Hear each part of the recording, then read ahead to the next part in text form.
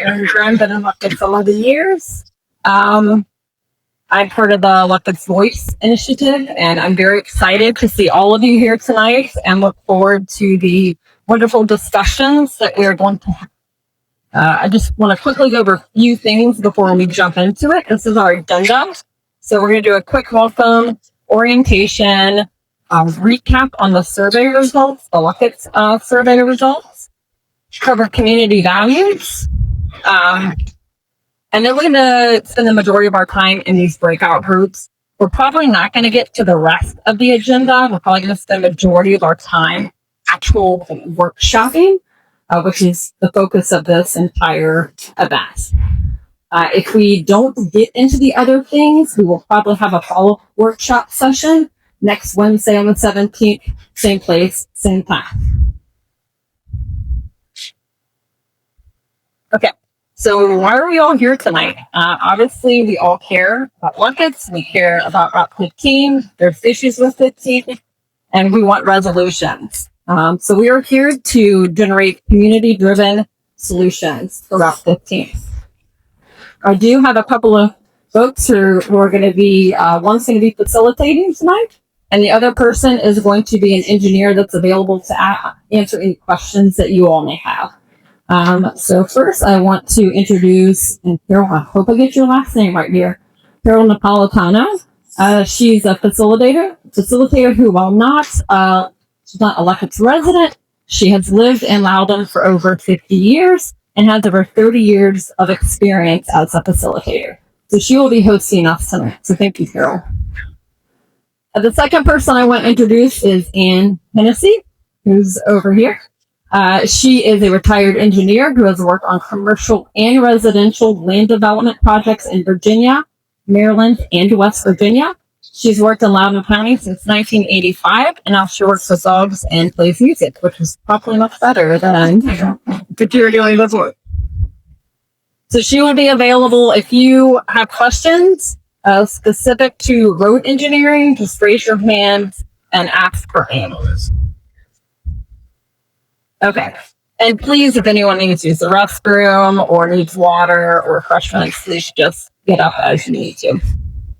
So real quick, I want to just recap the survey results. Hopefully most of you all saw them. If you didn't, we had 388 responses. 95% of us said that there are major issues with 15. Again, I need to talk to that 5%, figure out where they live. The top concerns that were mentioned in the survey were congestion, safety, and truck traffic. There was a strong emphasis on preserving the rural character of Lucketts, and that there were concerns with the county proposals that they don't reflect our community values. So we have a couple of charts here. This one highlights that 95% think that there's issues with Route 15. And then the more colorful pie chart, let's see if I can use the mouse here. Yeah. That one just highlights how much development you all look what you want for Lucketts in the next 15 plus years. It was about 80% of you said that you want 10% or less development for Lucketts. When asked about the 4 different county bypass options, we asked you to select one, or you could select none. So we had almost 39% select none of the options. And then just behind that, pretty close at 36%, was the alternative one, the blue option. So just something to keep in mind as we are kind of workshopping. Other highlights were the majority of responses had concerns with expansion for Route 15, that it could lead to increased traffic. It could encourage additional commuters and trucks and the loss of rural character. And all of these are on your table. Some of the new tables may not have this, but there should be a cheat sheet with like all the key items from the survey. So some of the when asked about, are you open to alternative proposals, the majority of you said yes if they do the following things. if they keep traffic moving and prevent backups, if it minimizes impact to homes and properties, and it enables locals to access Route 15 easier. So another thing to keep in mind. And then here's the community statement.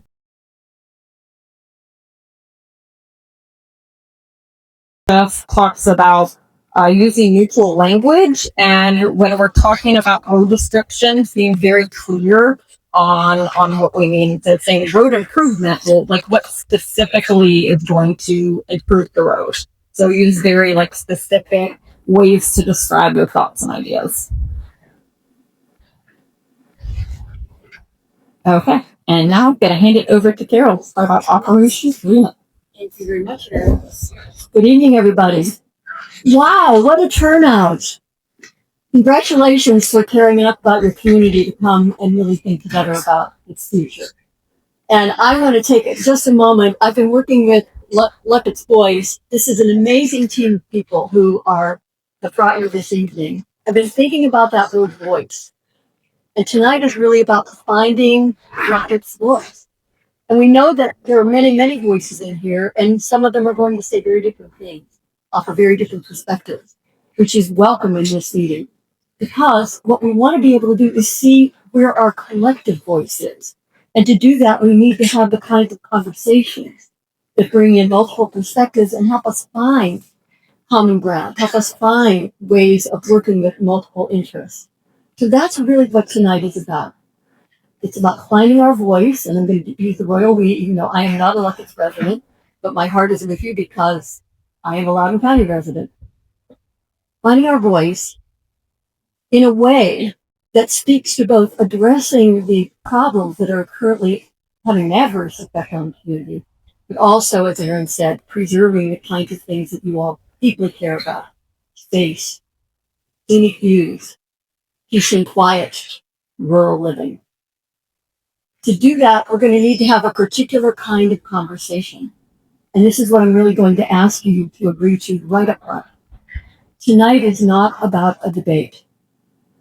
Even though we may have very strong points of view, tonight is about dialogue. Dialogue has an interesting roots. It means meaning coming through the word.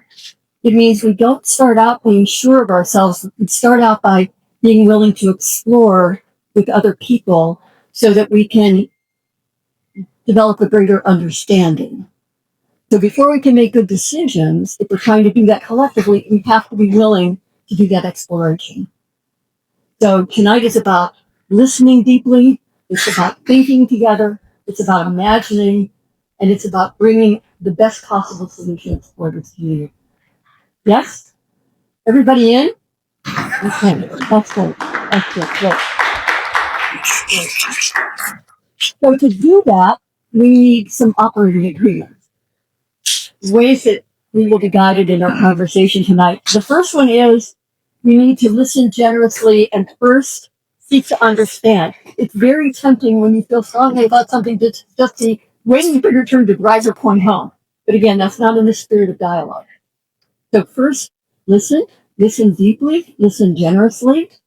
And then the next one is make sure that we create space for every voice. Two things on this are important. One of them is the diversity that is in the room is a gift. It's a valuable thing. It's going to allow us to come to a better sense of what will work for the most people. Secondly, we have different styles in this room. Some of us are extroverts who don't know what we think until we hear ourselves talk because we process out loud, right? And for extroverts, if there's a break in the conversation, that means probably I should jump in and talk. And we have people who are introverted, who don't like to have to fight for airtime, who need some time to process internally before they're ready to speak.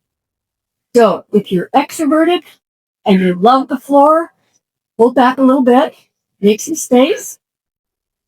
Yes? If you're introverted, be willing to come forward a little bit so that you can claim some space. Yes? Okay. The third one is think of your table mates as thought partners, even if you disagree. You are thought partners tonight. You have nothing to lose tonight except failing to have a great conversation because somebody gets stuck. Think about table mates and thought partners. Work for the good of the whole.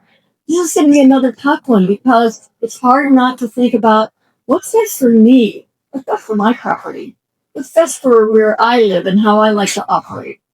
And that's human, that's natural. But tonight is about the community. And when I hear the values that are expressed about the Luckett community, I know community matters to you. And that means we have to think for the good of the whole. And then finally, keep those values in mind as you have the conversation, as you think about possible alternatives.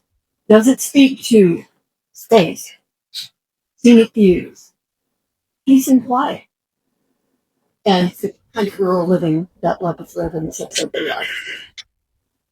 If you can read all of these, would you just raise your hand, please? These are our operating agreements for tonight. All right. So with that in mind, Erin, can you move to the next slide? And I'm going to share with you a process that I absolutely love. I hope you love it as much as I do. And I'll tell you why I love it. It's because you get to move around.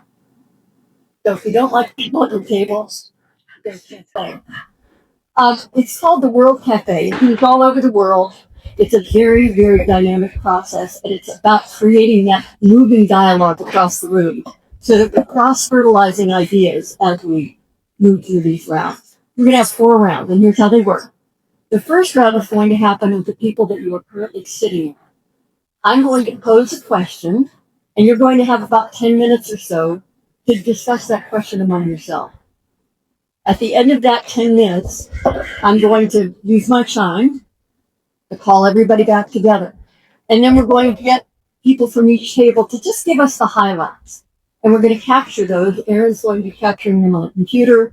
I may make notes on the flip chart so that we can kind of hear what's showing up, what's coming up in those conversations, what can we all benefit from in what's happening. Then I'm going to invite all but one person at your table to get up and move to other tables. Not en masse, not as a group. Disperse yourself throughout the room at other tables. Mingle smartly. Find a new seat. Musical chairs. Okay? The person who stays back is the host for the people that are coming to the table. It's going to be up to them to welcome them and to help keep the question alive and keep the values in mind. Okay? You're good about that? You'll only be the host once if you choose to be a host. Because after round 2, we'll do the same thing. I'll check in with you all. And then we'll go to round 3. And somebody else will stay behind as a host. And again, you'll all move to other tables. And the same thing for round 4. Each time there will be a slightly different question. Each question speaks to one of the elements of what we're trying to solve in addressing the traffic situation in life. That seemed pretty straightforward? Okay, want to try it? You ready to go? All right. So, oh, sorry. Yes.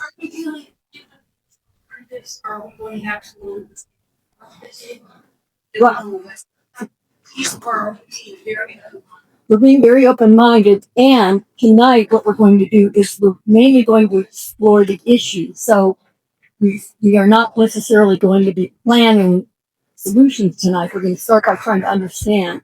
If solutions emerge out of that conversation, great. But yeah, this is an open forum. Yeah? Okay. Who else has a question that I know you hear? All right. Yeah. Sorry, folks. Sorry, just a second. One, I wanted to give Anne a second to give a highlight of some of the things just to be aware of when you all are talking through some of the problems and solutions.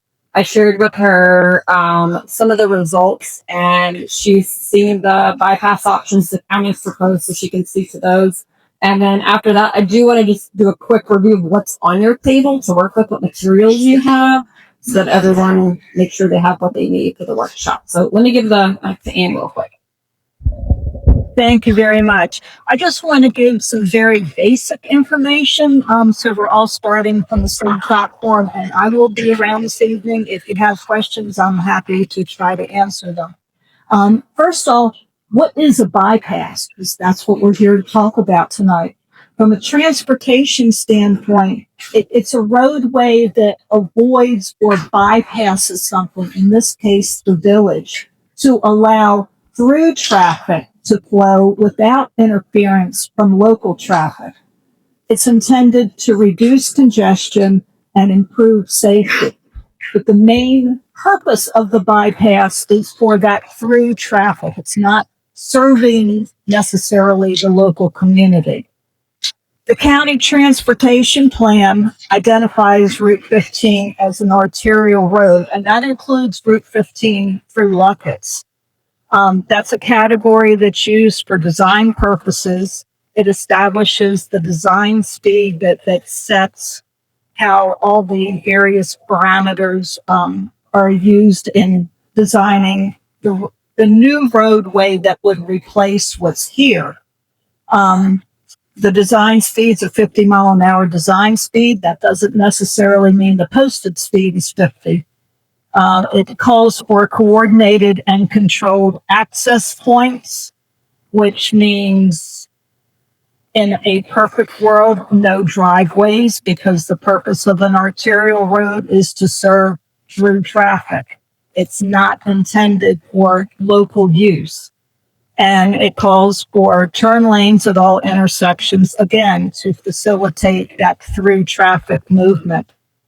I know there has been some discussion about looking at improvements at the bridge at Point of Rocks or an alternative bridge. The bridge at Point of Rocks is owned by Maryland, as is the river. Virginia can't do anything about that. We're just kind of stuck with that situation. The alternative one, the blue line on the plan that you have in front of you, since that had the most popular alternative chosen by some people, I just want to address a couple things that have to do with that plan. And again, I will be around if you have more questions. It does avoid the village, so it does fulfill that part of being a bypass. There are, though, intersections with local roads that cannot be avoided because there is no other place for those local roads to go. So there will be some sort of control, stop signs, traffic signals. We don't know. The county says, we're not at that point. We can't give you that answer. But that is something that will, from a traffic perspective, provide conflict to the through flow of traffic. The county's proposal is for 4 lanes south of Stumptown Road that goes into 2 lanes north of Stumptown Road. The existing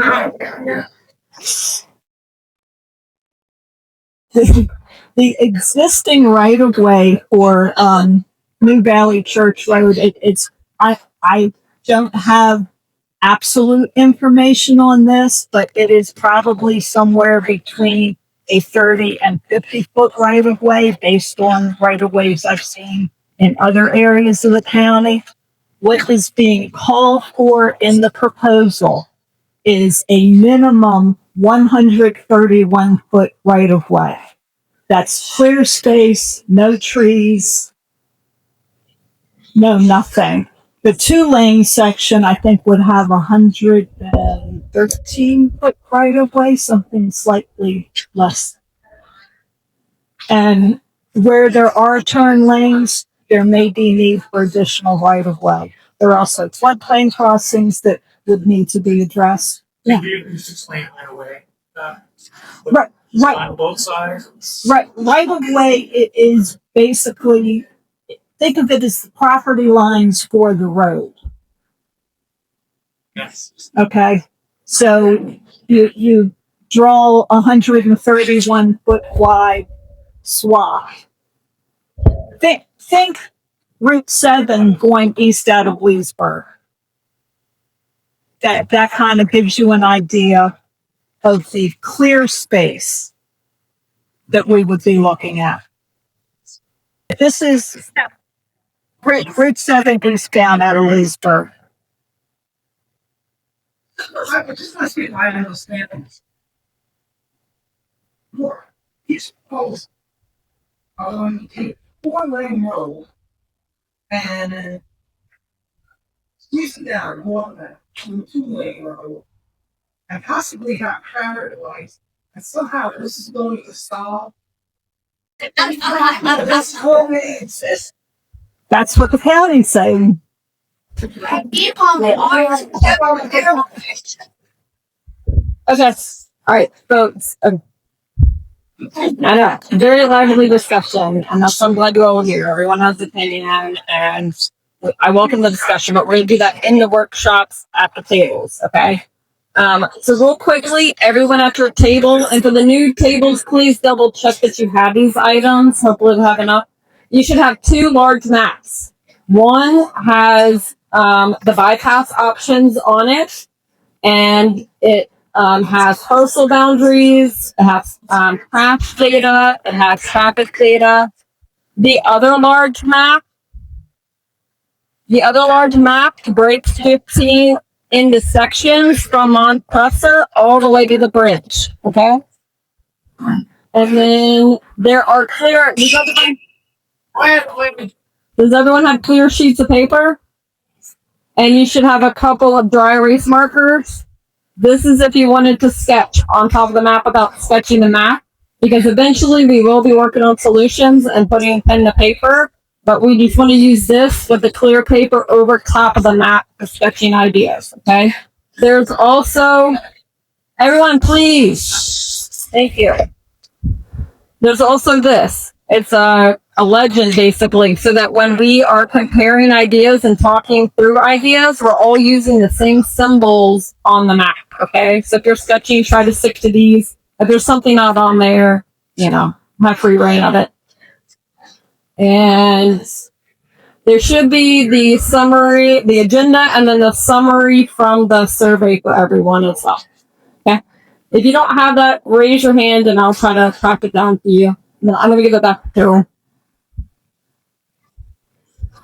Okay. If everybody can give me your attention for just 30 seconds, we'll be off and running. Thank you. So,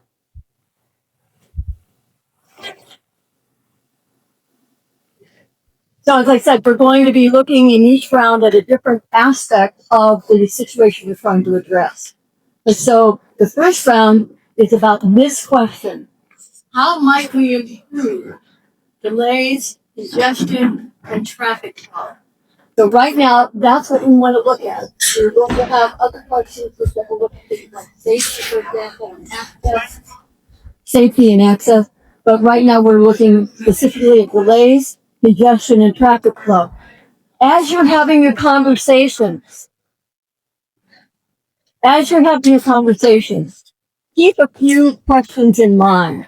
These are just thought starters, but do the county proposals address these issues? If so, how? If not, how not? If they do, with what unintended consequences possibly? If not, are there ways that we could adjust what the county has proposed to create a better solution? Are there tweaks we could make based on your knowledge of the area? And are there alternatives besides what the county has proposed that might work better? And if so, are they less costly? Do they have fewer negative impacts? And do they uphold the community values? So just some ideas to keep in mind. Yeah, Jared.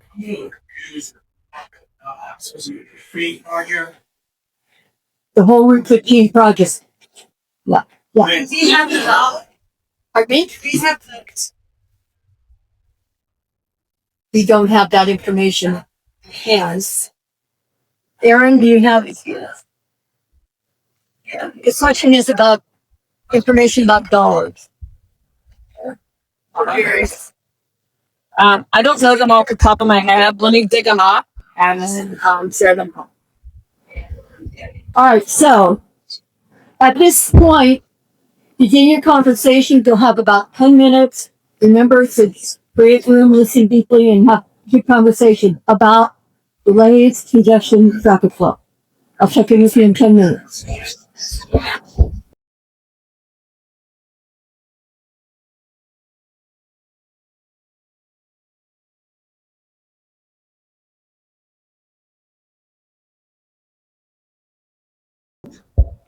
Good evening. Good evening. So we discussed, yeah, we all kind of agree that less traffic lights is the goal here. I mean, there's really nothing we can do with the one in downtown Lufkin, obviously, but very much in agreement with raspberry balls. That's going to be a huge congestion point, choke point, regardless of any of these proposals right now. And then I even saw up there that they're proposing a traffic light at Taylorstown, or not Taylorstown, Lovettsville Road, and that's just going to be the other choke point because then you have traffic lights on either side of the river, and that doesn't really make much sense either. There's also no really acknowledgement, and I guess Chuck Hoots, that the property and conservation is very important to this area. Needs to be recognized that it has the barrel pools that are home to not only the fairy shrimp, which exists nowhere else in the world, but also there's some endangered salamanders, I believe. So that property needs to be acknowledged, and we need to try and do the least amount of harm to it as well. And then what else do we got here? Yeah, and it's just we the hollow ground of it all, and just getting the governor involved. Obviously, that needs to happen in order to get this widened because of how this 15 was such an important traveling point for the Civil War. But yeah, we're all about the circles. Definitely need some circles.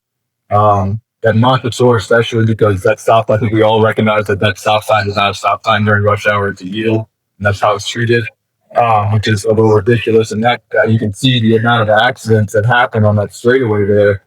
And as well as, I'm surprised. I'm not really surprised, but it's interesting to see the amount of accidents at Advantage because it's coming up over that hill. You really don't see the traffic coming. And so, yeah, and the trailer parks also.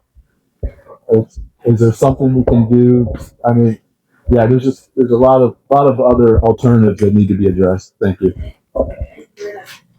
Well,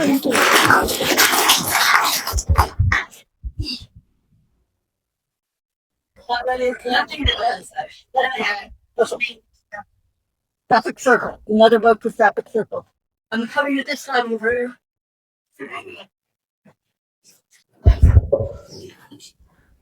I'm not gonna do it all, but we talked about I don't know what the proper word is, but a lane that goes in between the lane, essentially a third lane that it's turning that people get in left into both lanes. Then emergency vehicles can also go down to the through it, but then people won't be in their way.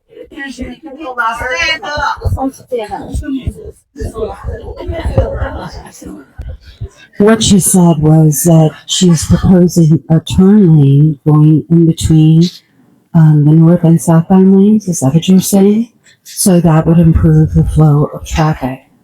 We were also told that because of the floodplain issues, the orange and blue routes will require an elevated roadway so that the 100-year floodplain can be avoided. The orange and blue lanes do bypass the wildlife sanctuary, but there is a concern that will destroy habitat continuity. There will be disruption in migration patterns because the wildlife sanctuary will then be marooned on the median between north and southbound lanes of Route 15. Oh, there was a suggestion that the light be removed in Lucketts and also that the original bypass option be reconsidered as it was less disruptive to many private homes as well as the wildlife sanctuary. The original one ran much closer to the town of Lucketts.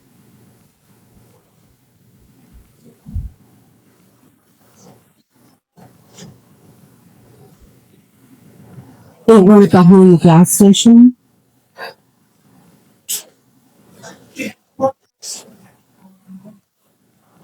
And it would have far less impact on residential properties. So another thing that affects everybody in here is so the blue line or orange line, the county's going to have to essentially move floodplains, right? And so Anne was explaining from an engineering perspective, you can move a floodplain, right? However, we all live in the limestone overlay district, which is all very water dependent and how water flows. So my question is, what happens when we divert all of this water and we have Selma all over again and our houses start falling into karsts, right? Like, they're just going to move all of this water. They're going to change all the ground. I just was fighting to build a 600 square foot garage in my yard. The amount of stuff I had to jump through to try to get approval on it, yet they're going to change all of this landscape. So is the limestone overlay important? Is it a risk to our homes? And if so, how are they going to essentially prevent it from being Selma version 2? Thank you very much.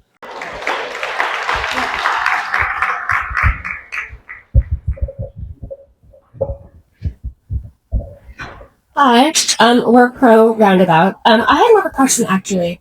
Well, on the orange option, I just learned that this strip of land on the right hand side of the curve is that all developer land now? Has that been bought out? That big field? Is there a reason, or is there any way that we make a combo between the blue option and orange option, which I think was out there before? And is there something we can work with that developer and what's happening there and be in that conversation if they take on part of that bypass? Yes.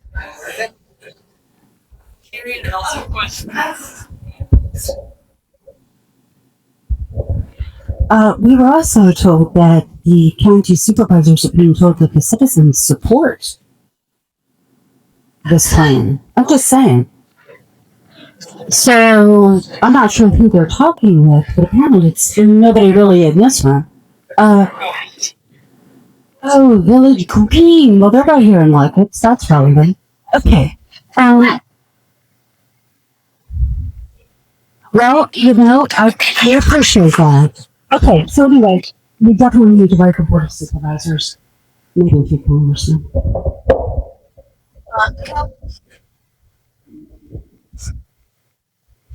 Yeah, we don't have a whole lot to add, honestly. We're good with the roundabouts, especially Raspberry Falls. And then, somebody brought it up too, just Point of Rocks, they put a traffic light there. It just still becomes another bottleneck, so this doesn't really solve much. But we didn't really actually bring the other question. See, what I want you to notice here, and this will be something that Aaron will keep an eye on for us, is notice that there are certain themes that are coming up that are getting a lot of head nodding, flapping, and it's those kinds of things that ultimately may inform a more collective voice. So we want to be listening to the things where there's a lot of support for something, because again, in a situation like this, you have to figure out again the whole and how we can suit because most interests, allowing for the fact that not everybody may be equally pleased. Yes. Hi, a lot of ours is basically the same, but I would like to be a Stumptown Road person here. I hear a lot of people on the east side, here I am on the west side, where Stumptown Road.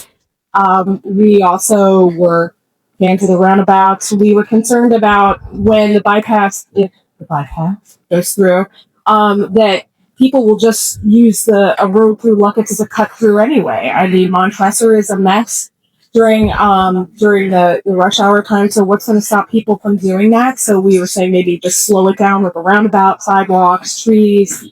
We're definitely concerned about what's happening at Stumptown Road with the 4 lanes becoming 2 lanes. And then our big thing is what's the point anyway if the Maryland Bridge is still going to be the same as it is now? But because if the point is for the thoroughfare traffic, I mean, that's just going to get all backed up. And we're concerned is that, they're going to be having more developments coming in, and then they're just going to be having more houses. I used to live down in Woodbridge, and I saw that happen with 123. It was like, we're going to widen it over the other one, and it's worse now than it was.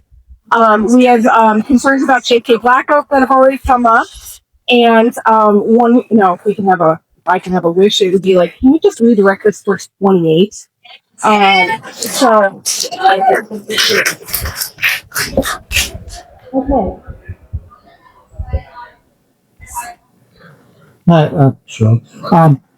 So yeah, we just noted, as others have, that you've got 3 local roads complications. You're going to have a complication with the bypass business split and merge at both ends. Now you have 5 areas that are going to cause congestion anyway. And all you're doing is moving all the congestion that's 150 now over. And in the process, destroying a bunch of homes and everything else. So you're not solving congestion there. And we thought really there's a lot more problems southbound at the merge out of Leesburg and northbound at the bridge. And those need to be solved before figuring out what the impact really would be for. We're giving this a lot of thought lately about the business lifts, the traffic at the bridge. The people that are behind this, they don't care. They don't care. They want the traffic up there. This has never been about solving a traffic issue. This is about moving a traffic issue. Because what this is all to do with people trying to come in here and develop homes on the east side of Route 15, down in your State Surrey, down around Merritt's Farm. They're going to develop these homes and tell all the people who need it, see, there's no traffic here, traffic's down there, it won't affect you. That's what this is all about. It's not about solving traffic. It's about moving traffic. Thank you. Okay, I'm going to move us. First of all, I want to thank you all for that good thought. One thing that was mentioned early on to me as kind of a little side note as I was walking around the tables was, we're thinking here about wildlife too. That hadn't even come up yet, but notice how often it came up in thinking about, the vernal pools and the hairy shrimp and so on. And these are all such, it's such a multidimensional consideration. And that's just one that isn't even one of the ones that we were looking at specifically tonight, but it's such an important part, and obviously you all care about that a lot. Yes. One thing, quick. So this is something that kind of just popped up. I believe you said it. All the conversation is about getting as much traffic through Lucketts. But why don't we slow the traffic down? Right? If you slow everything down, you essentially make it to where the village becomes the village again, sort of like Lovettsville. And what that does is, because all of the problem with traffic and congestion is there. Well, if you slow it down all the way through, what are they going to do? They're going to find a better route that winds up being them taking 270 and staying in their state.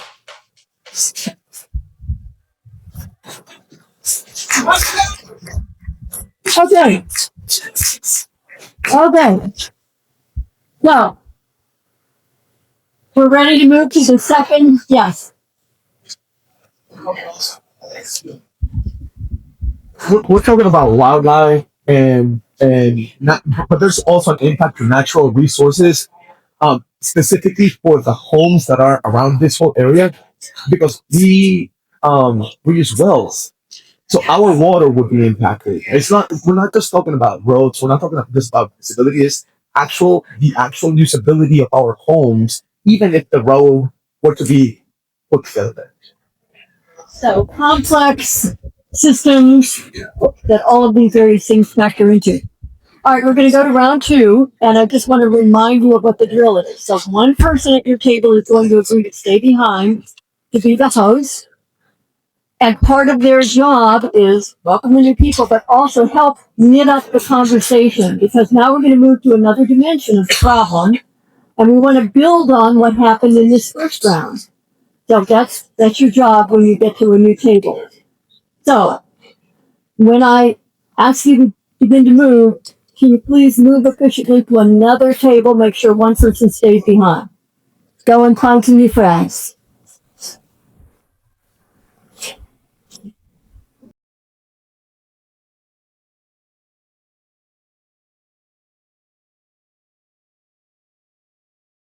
The same thing we did last time, give tables a chance to speak to us about, in this case, we were talking about improving intersections and access. What did you come up with there? Who would like to start us off? And again, succinct, highlight. Who would like to start us off? Yes?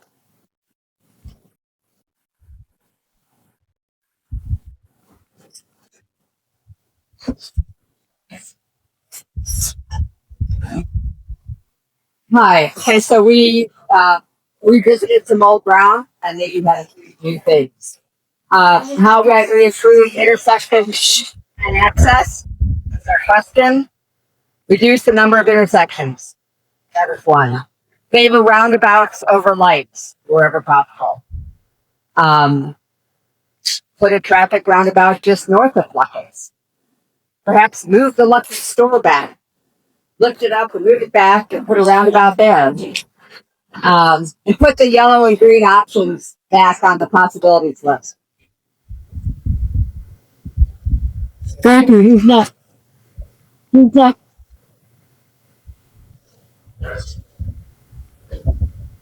Okay, hi. How to improve intersections and access. We had a lot of debating here, and the three things that I think that stood out was that one is that if you were to have a bypass, that there's existing Route 15 from the point where the bypass would enter and exit would be one way, and the bypass be also one way. So the traffic could split and go around Lucketts on either side. That's what you said. Okay. By far the most prevalent thing was that we have more roundabouts and no lights. And third thing that came out of it is that we need to have the Lucketts area management plan prior to any bypass development. First time we've heard that, yeah, tonight.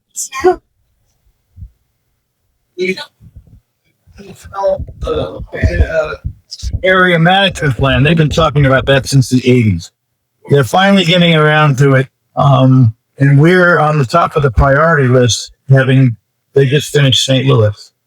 And most of the other historic villages already have some kind of governmental plan and so on and so forth. Anyway, we're slated to have that done, and they're working on it slowly, but now the pressure is on to do the bypass before we have a plan. So in other words, we're putting the cart before the horse.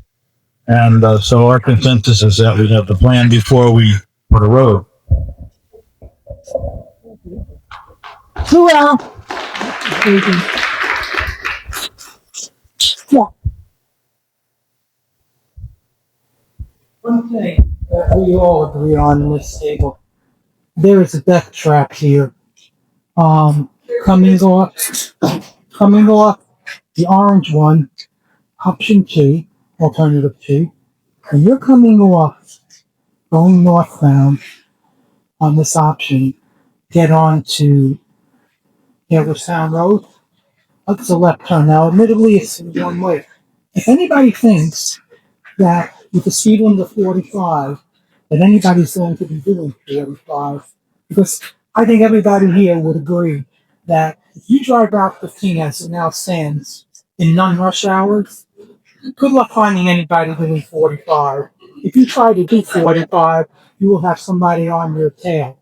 They're going to be doing 65, 70 miles an hour on both of these. And everybody knows that. You're trying to turn off here, and you make one mistake on that left turn, you're going to have an absolute conflagration. I don't know who's thinking of this, but it's about as poor engineering on roads that I've ever seen as a proposal. And that's a non-starter. I think something that keeps coming up is what's pushing this whole bypass is this developer on Stumptown and New Valley, and they've got Caleb Kirchner in their back pocket. And so we really need to focus on finding out and acknowledging who this developer is, because they've already said that they're not going to develop until this bypass is done. So they want to contribute no money to the community and have us foot the bill, and then they want to bring all the traffic right back into the community. So this isn't going to fix anything. It's just, we're going to, maybe for a year, we'll have a slight relaxation on traffic. And then I think it's 50 homes in a strip mall are going to come up. And then also we were talking to another developer further up Stumptown, past Gooding Giddings Lane, yeah, that wants to develop that as well. And so we have these big developers, just like I grew up in Ashburn. I watched Ashburn get destroyed by Toll Brothers, and totally neglect all the historical value that Ashburn had. I know there were slave graves that were desecrated and just buried over. My house was a signal switch station for the WNOD. It was buried under 50 feet of fill, and $1 million homes went up because they didn't want to acknowledge anything, and they didn't want to do the proper reclamation of the property. So yeah, that seems to be a real the real focus of what's going on here right now is these developers are coming into our community and doing the same thing that they've done to Loudoun County time and time again of neglecting our historical values and just destroying our properties and destroying our way of life. So thank you.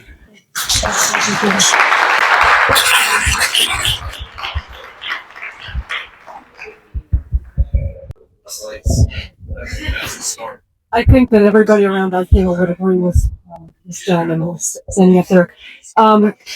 It's really basic, and I think that the bypass isn't even it's not gonna solve one problem that's gonna be just as congested as, it just moves the congestion out to the west. I don't see that that's gonna really make anything move any faster. I wouldn't worry about them going 75 because they're not gonna be able to haul clear 25. I mean, trucks going around the bypass like this, I don't think it's gonna happen. But that's not what I'm concerned about. I'm concerned about it cutting off completely the west side of the village. It is, and in addition to that, we have some people here whose homes are going to be claimed by eminent domain and destroyed.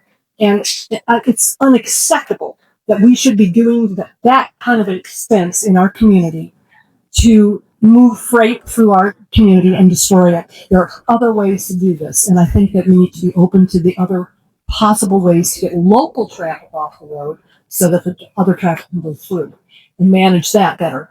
Remove the light at White's Ferry roundabout, which I'm getting quite a lot of agreement on that. 4 lanes don't improve access, as we know.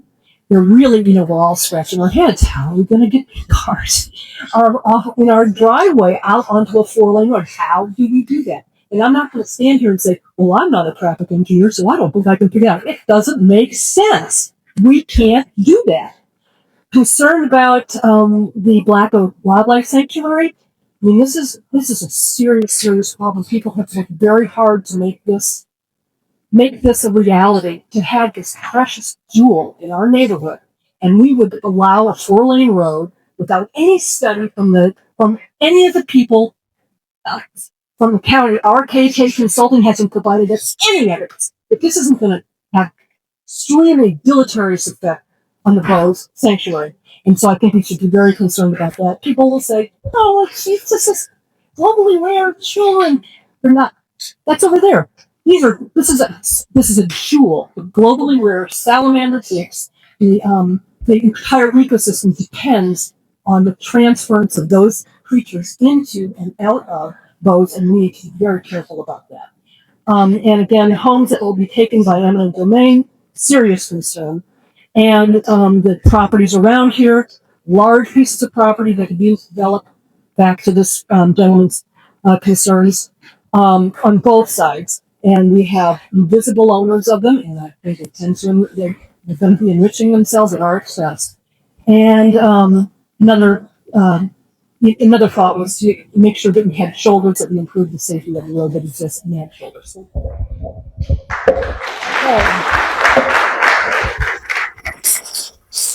We're going to do one more, and then we're going to do one more quick round, so that we can. Okay. Table in your case. Okay, well, Aaron had a very good idea that would improve. I think it would help the local traffic get through. So I don't know if we want to talk to it, but it concerns. Well, we all agreed that roundabouts are better than lights. That was just a general thing. Yeah, so everyone's talked about roundabouts better than lights because it keeps traffic moving, but access is also an issue for us that live on both sides of 15. So the thought was to remove the light at Lucketts, which causes a lot of the backups. Remove that completely. Put one just north of town, and then have 2 lanes, one off either side, east and west side. One would connect the Stumptown behind the gas station and those houses, where it's just one property. It's actually the developer property, and then 2 lanes going off roundabout on the east side, kind of ending up on Lucas Road in front of the fire station. So that would be for local traffic only to get on and off of Route 15, or to like cross 15, and then that would allow us to remove the light and potentially put an underpass, so that local traffic could also go that way, and also allow some foot traffic to go through cross 15. Probably that makes sense. No, remove the light, no light. Put a roundabout north of town, and then, but the roundabout will be for local traffic. So you're making a mini bypass. So if you all saw the, if you all saw the original proposals long back when, where it had the east and the west bypasses, you're basically taking the top half of that on Lucketts and Stumptown, but you're making it for local traffic, not a bypass. Yeah. Okay.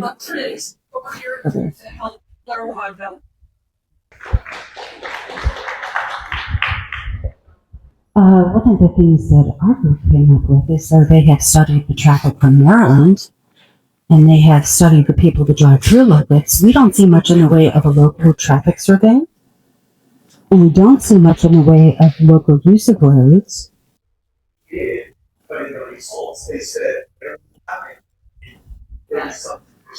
Yeah, okay, fine. Ew.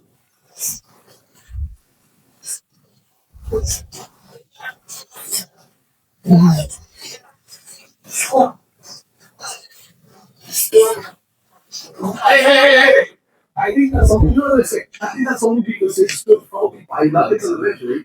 It's like literally traffic from there, but you have all this traffic coming up from there and turning right into one store. Then they from one store all the way to Selma. Then you have to move it back. So yeah. Do that. Yeah, no, I'm glad you made that point. Yeah, so you think when you see your study of local traffic patterns and additional options.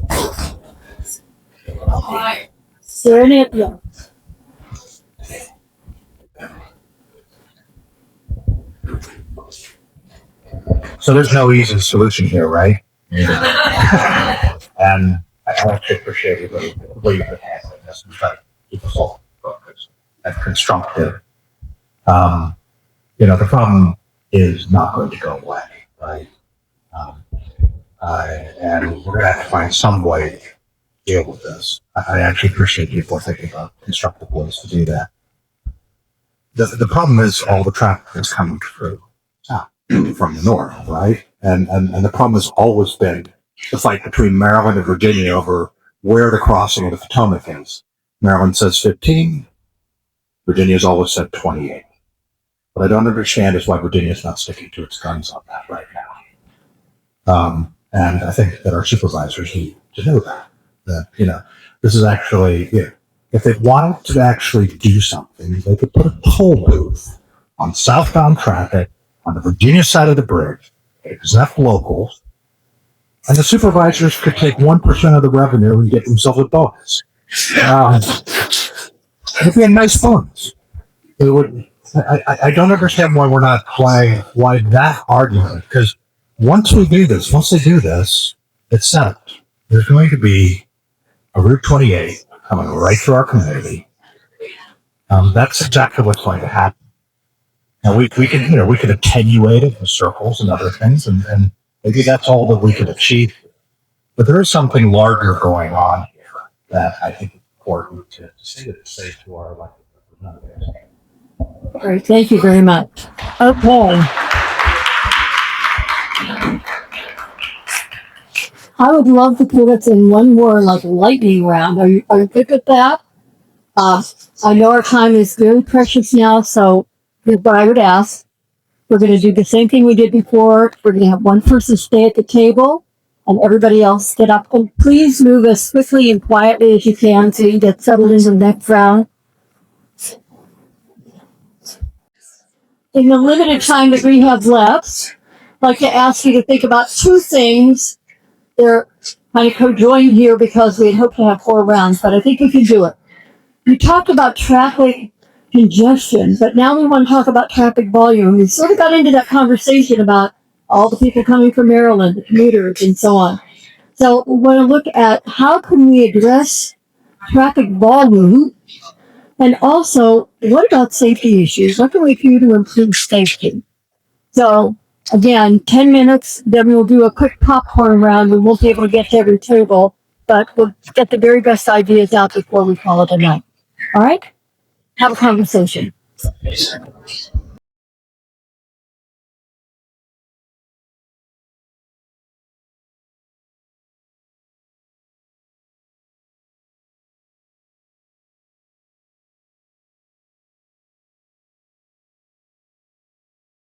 Something told, you cannot put a toll in Virginia without Maryland agreeing to it. That's what is in state law or something that I researched. So they got kind of box on this one. Quick popcorn. Do you know what popcorn means with this kind of a process? This whoever wants to speak, we're not going to go table by table. I want to hear a couple of really good ideas for reducing traffic volume. Who's got a good idea about that? Yes, sir.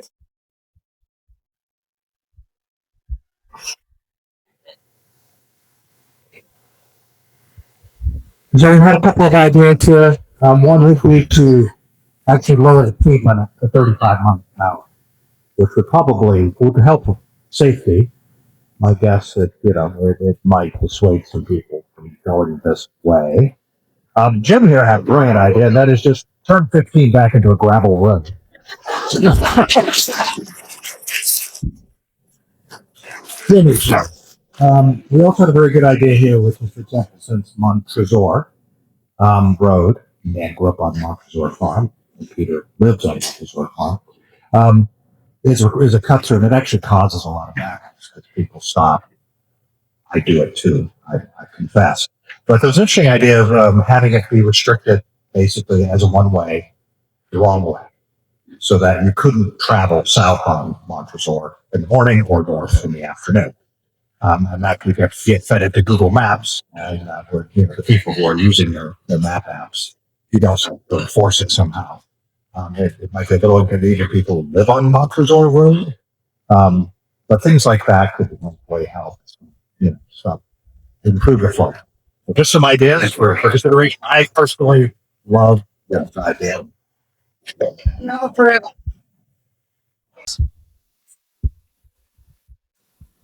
So we had a couple ideas for our table, but one is we're hearing a lot of communities that live off of the main streets that are having trouble with cut-through traffic. So if the county were to do something to mitigate, like speed bumps or something through the areas, neighborhoods that are experiencing more cut-through traffic, then that might deter some of the cut-through and kind of bring back some of the safety for that. And then another thing was the trucks. Technically, the trucks aren't supposed to go on Route 15, especially if they're over certain weights. And so we implemented or suggested implementing certain hours that they can do. So it's not a matter of the police enforcing by pulling them over, but maybe from 8 a.m. to noon, then they can't go. So if you see one, that's really easy to enforce instead of the popcorn enforcement that you see sometimes at the split. And then the other thing was putting some shoulders on the sides near Point of Rocks and where was the shoulder? The whole road, shoulders to help with the safety. Yes. So those are some of our ideas. Real quick, thank you for listening. Let's see, Ryan, we have roundabouts only, no lights, open the ferry, no 4 lanes at all to Lucketts, road read traffic and development, and for safety, we have turn lanes required for businesses like Farmer John's and Vance, improved shoulders, no poles, utility poles are a danger. Traffic calming throughout Lucketts and possibly pedestrian tunnels for the kids to get across the street without having to take a school bus right across Route 15, and no bypass.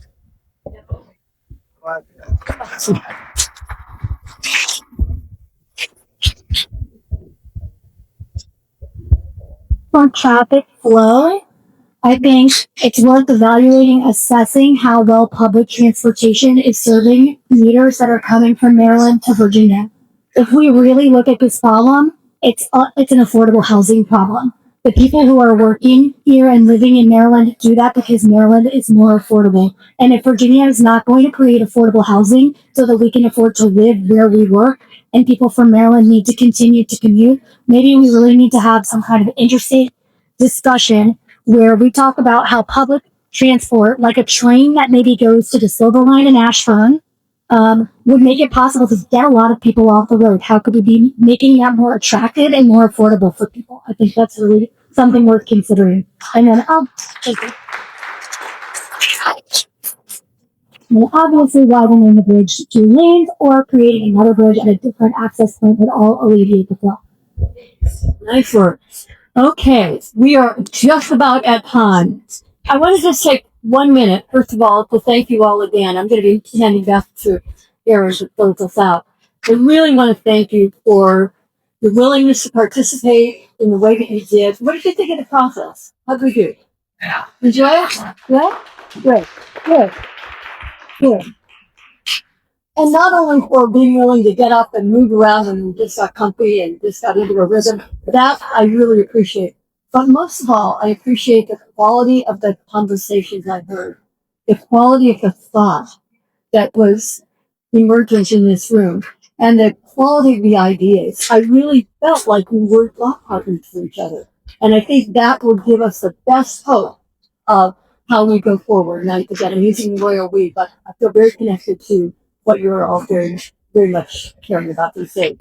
So, Erin's going to tell you about the next stage because we do want to get from these exploratory conversations to, okay, can we reimagine some options that might be better alternative? And then how do we influence the outcome? Because that came up tonight. It's a question on our mind. And so that's where we need to go next. So Erin, and by the way, I want to say Erin, Mary, Peter, Trinity. I don't know if I'm missing anybody, but please acknowledge them with a round of applause for the work they've done.